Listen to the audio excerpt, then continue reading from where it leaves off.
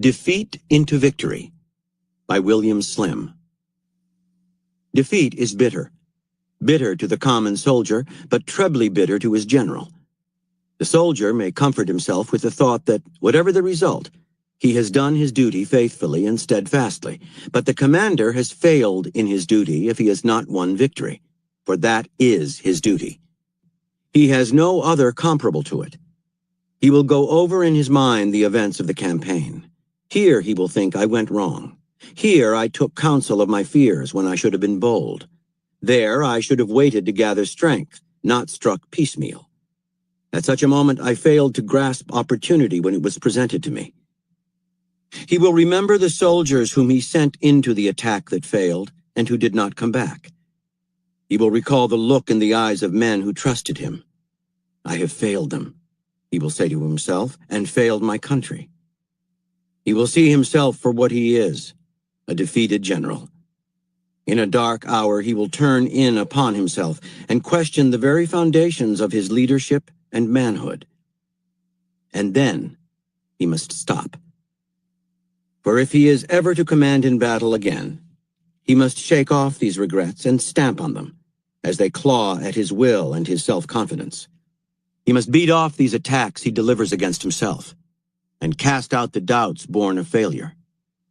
Forget them, and remember only the lessons to be learned from defeat. They are more than from victory. And lastly, by Jiddu Krishnamurti. To know that one is in a certain condition, in a certain state, is already a process of liberation. But a man who is not aware of his condition, of his struggle, tries to be something other than he is, which brings about habit. So then, let us keep in mind that we want to examine what is, to observe, and be aware of exactly what is the actual, without giving it any slant, without giving it an interpretation. It needs an extraordinarily astute mind, an extraordinarily pliable heart, to be aware of and to follow what is. Because what is constantly moving, constantly undergoing a transformation. And if the mind is tethered to belief, to knowledge, it ceases to pursue. It ceases to follow the swift movement of what is. What is not static, surely. It is constantly moving, as you will see if you observe it very closely. To follow it, you need a very swift mind and a pliable heart, which are denied when the mind is static, fixed in a belief, in a prejudice, in an identification. And a mind and heart that are dry cannot follow easily, swiftly, that which is. Chapter 3. Amidst the turmoil of events, do not lose your presence of mind. The counterbalance strategy. In the heat of battle, the mind tends to lose its balance. Too many things confront you at the same time. Unexpected setbacks, doubts, and criticisms from your own allies. There's a danger of responding emotionally, with fear, depression, or frustration. It is vital to keep your presence of mind, maintaining your mental powers whatever the circumstances. You must actively resist the emotional pull of the moment, staying decisive, confident, and aggressive no matter what hits you. Make the mind tougher by exposing it to adversity. Learn to detach yourself from the chaos of the battlefield. Let others lose their heads. Your presence of mind will steer you clear of their influence and keep you on course. The hyper-aggressive tactic. Vice Admiral Lord Horatio Nelson, 1758 to 1805, had been through it all. He had lost his right eye in the siege of Calvi and his right arm in the Battle of Tenerife. He had defeated the Spanish at Cape St. Vincent in 1797 and had thwarted Napoleon's Egyptian campaign by defeating his navy at the Battle of the Nile the following year. But none of his tribulations and triumphs prepared him for the problems he faced from his own colleagues in the British Navy as they prepared to go to war against Denmark in February 1801. Nelson, England's most glorious war hero, was the obvious choice to lead the fleet. Instead, the Admiralty chose Sir Hyde Parker, with Nelson his second-in-command. This war was a delicate business. It was intended to force the disobedient Danes to comply with a British-led embargo on the shipping of military goods to France. The fiery Nelson was prone to lose his cool. He hated Napoleon, and if he went too far against the Danes, he would produce a diplomatic fiasco. Sir Hyde was an older, more stable, even-tempered man who would do the job and nothing more. Nelson swallowed his pride and took the assignment, but he saw trouble ahead. He knew that time was of the essence. The faster the Navy sailed, the less chance the Danes would have to build up their defenses. The ships were ready to sail, but Parker's motto was, "Everything in good order." It wasn't his style to hurry. Nelson hated his casualness and burned for action. He reviewed intelligence reports, studied maps, and came up with a detailed plan for fighting the Danes. He wrote to Parker, urging him to seize the initiative. Parker ignored him. At last, on March 11th, the British fleet set sail. Instead of heading for Copenhagen, however, Parker anchored well to the north of the city's harbor and called a meeting of his captains. According to intelligence reports, he explained, the Danes had prepared elaborate defenses for Copenhagen. Boats anchored in the harbor, forts to the north and south, and mobile artillery batteries could blast the British out of the water. How to fight this artillery without terrible losses? Also, pilots who knew the waters around Copenhagen reported that they were treacherous, places of sandbars and tricky winds. Navigating these dangers under bombardment would be harrowing. With all of these difficulties, perhaps it was best to wait for the Danes to leave harbor and then fight them in open sea. Nelson struggled to control himself. Finally, he let loose, pacing the room, the stub of his lost arm jerking as he spoke. No war, he said, had ever been won by waiting. The Danish defenses looked formidable to those who are children at war, but he had worked out a strategy weeks earlier. He would attack from the south, the easier approach, while Parker and a reserve force would stay to the city's north. Nelson would use his mobility to take out the Danish guns. He had studied the maps. Sandbars were no threat. As for the wind, aggressive action was more important than fretting over wind.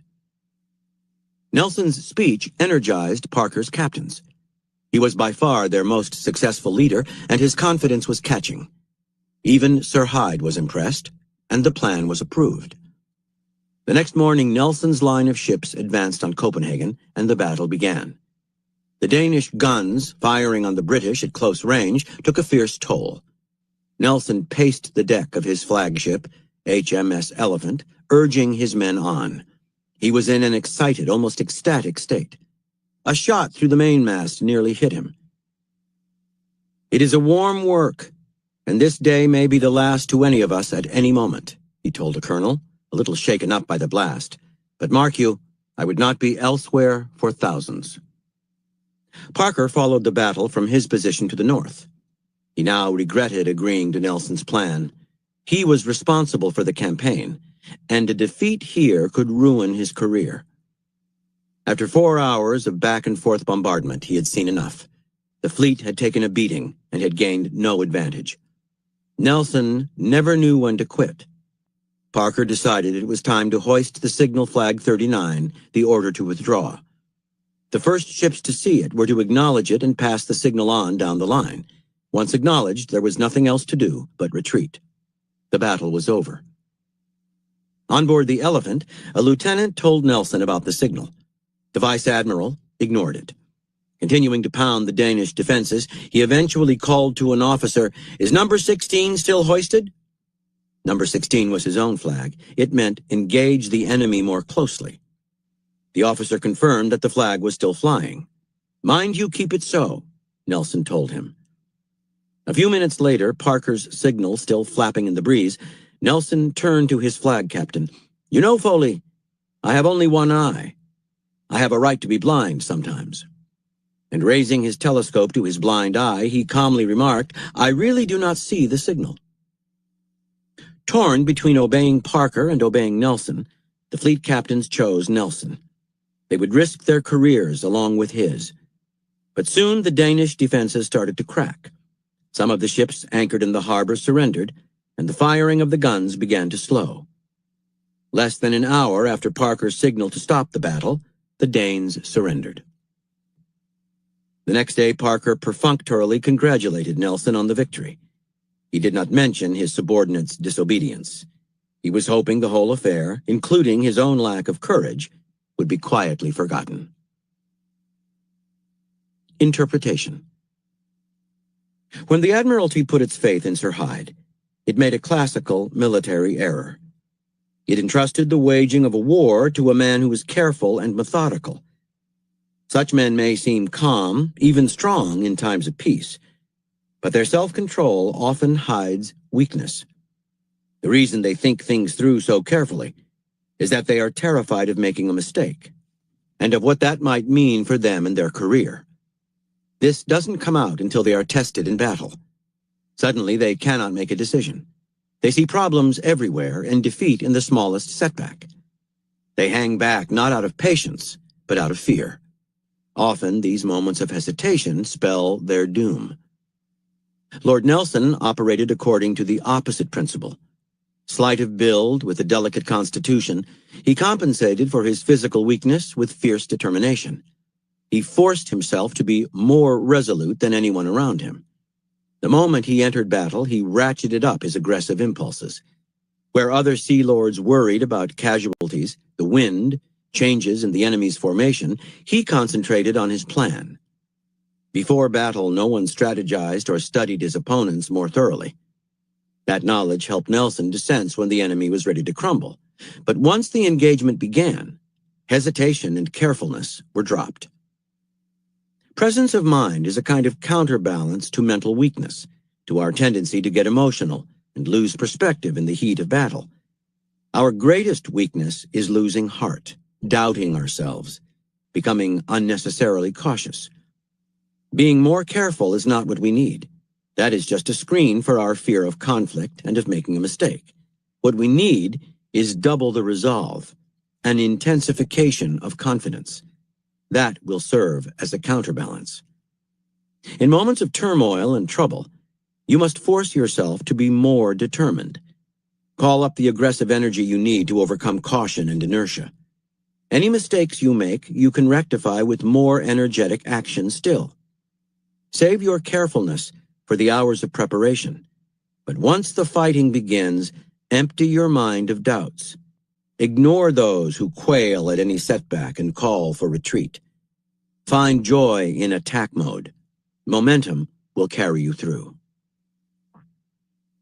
From On War, by Karl von Clausewitz. The senses make a more vivid impression on the mind than systematic thought. Even the man who planned the operation and now sees it being carried out may well lose confidence in his earlier judgment. War has a way of masking the stage with scenery crudely daubed with fearsome apparitions. Once this is cleared away, and the horizon becomes unobstructed, developments will confirm his earlier convictions. This is one of the great chasms between planning and execution. The detached Buddha tactic.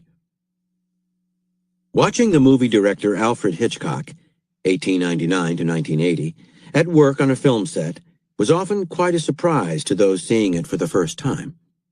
Most filmmakers are wound-up balls of energy, yelling at the crew and barking out orders, but Hitchcock would sit in his chair, sometimes dozing, or at least with his eyes half closed. On the set of Strangers on a Train, made in 1951, the actor Farley Granger thought Hitchcock's behavior meant he was angry or upset, and asked him if anything was wrong. "Oh," Hitchcock replied sleepily, "I'm so bored." The crew's complaints and actors' tantrums, nothing fazed him. He would just yawn, shift in his chair, and ignore the problem. "Hitchcock didn't seem to direct us at all," said the actress Margaret Lockwood. "He was a dozing, nodding Buddha with an enigmatic smile on his face." It was hard for Hitchcock's colleagues to understand how a man doing such stressful work could stay so calm and detached. Some thought it was part of his character, that there was something inherently cold-blooded about him. Others thought it a gimmick, a put-on. Few suspected the truth. Before the filmmaking had even begun, Hitchcock would have prepared for it with such intense attention to detail that nothing could go wrong. He was completely in control. No temperamental actress, no panicky art director, no meddling producer could upset him or interfere with his plans. Feeling such absolute security in what he had set up, he could afford to lie back and fall asleep. Hitchcock's process began with a storyline, whether from a novel or an idea of his own. As if he had a movie projector in his head, he would begin to visualize the film. Next, he would start meeting with a writer who would soon realize that this job was unlike any other. Instead of taking some producer's half-baked idea and turning it into a screenplay, the writer was simply there to put on paper the dream trapped in Hitchcock's mind. He or she would add flesh and bones to the characters and would of course write the dialogue, but not much else. When Hitchcock sat down with the writer Samuel Taylor for the first script meeting on the movie Vertigo, 1958, his descriptions of several scenes were so vivid, so intense, that the experiences seemed almost to have been real, or maybe something he had dreamed. This completeness of vision foreclosed creative conflict. As Taylor soon realized, although he was writing the script, it would remain a Hitchcock creation. Once the screenplay was finished, Hitchcock would transform it into an elaborate shooting script. Blocking, camera positions, lighting, and set dimensions were spelled out in detailed notes. Most directors leave themselves some latitude, shooting scenes from several angles, for example, to give the film editor options to work with later on. Not Hitchcock. He essentially edited the entire film in the shooting script. He knew exactly what he wanted and wrote it down. If a producer or actor tried to add or change a scene, Hitchcock was outwardly pleasant. He could afford to pretend to listen, but inside he was totally unmoved. Nothing was left to chance. For the building of the sets, quite elaborate in a movie like Rear Window, Hitchcock would present the production designer with precise blueprints, floor plans, incredibly detailed lists of props. He supervised every aspect of set construction. He was particularly attentive to the clothes of his leading actresses. According to Edith Head, costumer on many Hitchcock movies, including Dial M for Murder in 1954, there was a reason for every color, every style, and he was absolutely certain about everything he settled on. For one scene, he saw Grace Kelly in pale green, for another in white chiffon, for another in gold. He was really putting a dream together in the studio. When the actress Kim Novak refused to wear a gray suit in Vertigo because she felt it made her look washed out, Hitchcock told her he wanted her to look like a woman of mystery who had just stepped out of the San Francisco fog. How could she argue with that? She wore the suit. Hitchcock's actors found working with him strange yet pleasant. Some of Hollywood's best, Joseph Cotten, Grace Kelly, Cary Grant, Ingrid Bergman, said that he was the easiest director to work for. His nonchalance was catching, and since his films were so carefully staged as not to depend on the actor's performance in any particular scene, they could relax. Everything went like clockwork. As James Stewart told the cast of The Man Who Knew Too Much, 1956, "We're in the hands of an expert here. You can lean on him. Just do everything he tells you and the whole thing will be okay." As Hitchcock sat calmly on the set, apparently half asleep, the cast and crew could see only the small part each one played. They had no idea how everything fit into his vision. When Taylor saw Vertigo for the first time, it was like seeing another man's dream. The film neatly duplicated the vision Hitchcock had expressed to him many months before. Interpretation. The first film Hitchcock directed was The Pleasure Garden, a silent he made in 1925. The production went wrong in every conceivable way. Hitchcock hated chaos and disorder. Unexpected events, panicky crew members, and any loss of control made him miserable. From that point on, he decided, he would treat filmmaking like a military operation. He would give his producers, actors, and crew no room to mess up what he wanted to create. He taught himself every aspect of film production: set design, lighting, the technicalities of cameras and lenses, editing, sound. He ran every stage of the film's making.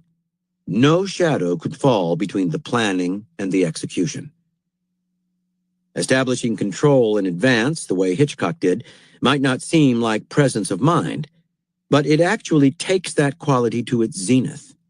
It means entering battle, in Hitchcock's case a film shoot, feeling calm and ready. Setbacks may come, but you will have foreseen them and thought of alternatives, and you are ready to respond. Your mind will never go blank when it is that well prepared. When your colleagues barrage you with doubts, anxious questions, and slipshod ideas, you may nod and pretend to listen, but really you're ignoring them. You've outthought them in advance. And your relaxed manner will prove contagious to other people, making them easier to manage in turn. It is easy to be overwhelmed by everything that faces you in battle, where so many people are asking or telling you what to do.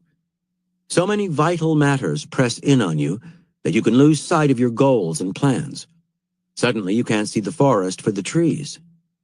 Understand, presence of mind is the ability to detach yourself from all that, to see the whole battlefield, the whole picture, with clarity. All great generals have this quality. And what gives you that mental distance is preparation, mastering the details beforehand. Let people think your Buddha-like detachment comes from some mysterious source. The less they understand you, the better. From a Letter to a General by Frederick the Great. For the love of God, pull yourself together and do not look at things so darkly. The first step backward makes a poor impression in the army. The second step is dangerous, and the third becomes fatal. Keys to warfare. We humans like to see ourselves as rational creatures. We imagine that what separates us from animals is the ability to think and reason. But that is only partly true. What distinguishes us from animals just as much is our capacity to laugh, to cry, to feel a range of emotions. We are, in fact, emotional creatures as well as rational ones. And although we like to think we govern our actions through reason and thought, what most often dictates our behavior is the emotion we feel in the moment. We maintain the illusion that we are rational through the routine of our daily affairs, which helps us to keep things calm and apparently controlled. Our minds seem rather strong when we're following our routines. But place any of us in an adverse situation, and our rationality vanishes. We react to pressure by growing fearful, impatient, confused. Such moments reveal us for the emotional creatures we are. Under attack, whether by a known enemy or unpredictably by a colleague, our response is dominated by feelings of anger, sadness, betrayal. Only with great effort can we reason our way through these periods and respond rationally, and our rationality rarely lasts past the next attack. Understand, your mind is weaker than your emotions, but you become aware of this weakness only in moments of adversity, precisely the time when you need strength. What best equips you to cope with the heat of battle is neither more knowledge nor more intellect. What makes your mind stronger and more able to control your emotions is internal discipline and toughness. No one can teach you this skill. You cannot learn it by reading about it. Like any discipline, it can come only through practice, experience, even a little suffering. The first step in building up presence of mind is to see the need for it, to want it badly enough to be willing to work for it. Historical figures who stand out for their presence of mind, Alexander the Great, Ulysses S. Grant, Winston Churchill, acquired it through adversity, through trial and error. They were in positions of responsibility in which they had to develop this quality or sink. Although these men may have been blessed with an